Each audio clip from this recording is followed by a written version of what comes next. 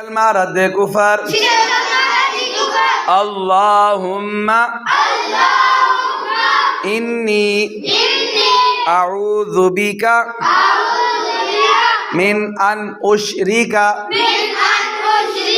بك شيئا وأنا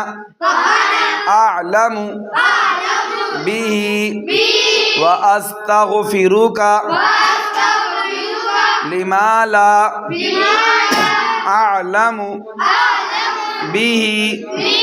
تبت عنه وتبرأت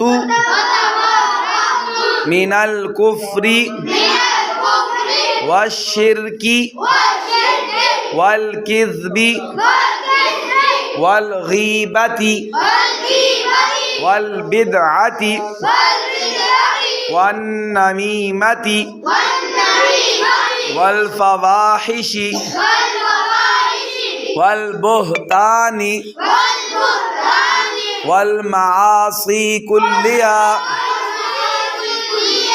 وأسلمت وأقول